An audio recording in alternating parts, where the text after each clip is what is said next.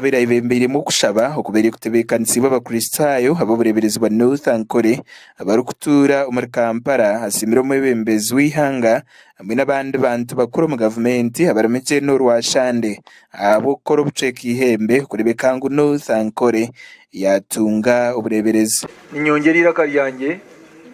ahari yagenero ryo kusima gavumenti ubureberezi bwa North Ankole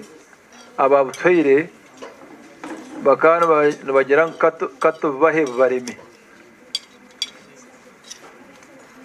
afande General Washande na bagenzi babo mu bembere bwa His Excellency General Yoweri Kaguta Museveni ntwenda kubasima okuhindurance okucyoro kumwagishangire mu butumwa bwe Bishop Alfred ashabira abazeire okutaho umutima kurebeka ngo bashimisa abana babo babasa kuba mu gasho umuyihangeri ekyo bunabi ekigambo cyarha ekigambo cyakasha twicyo bunabi education obwegesi education mahatane gande yakisigereje ihanga ryabo ebintu bishatu ekiyagira tanaza kubaraga kumurigenda kuguma mu ebembera abandi bishatu cyo kubanza education cya kabiri education cya kashatu education speech yawe nabo icyo bivugambo bishatu byo bunabi kandi okushoma haro kufomo no kuri inform ati nkuko yihanangiriza abantu okusherera mukama ngo nuwe kamara byona kandi nuwe musinzi gwa buri kimwe cyo no mu nsomo gera degree yo kateka ngo cyo bunabi cyo kikaragaho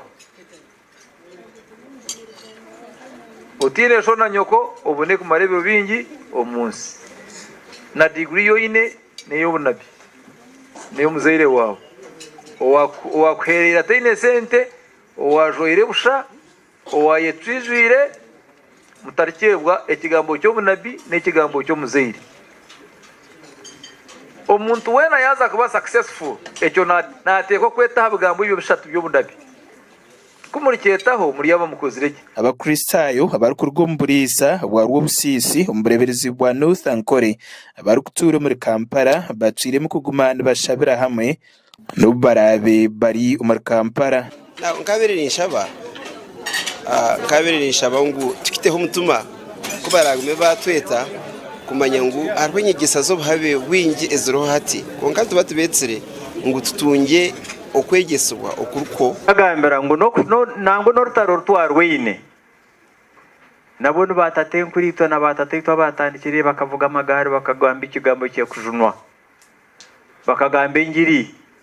bakazaha amagare bakaburira abantu bakayiha abantu mu maka bakaza kushoma Bishop Alfred Muhozi aberagire umwanya wogu ukwiguraho aho barabe bashabira umbotongore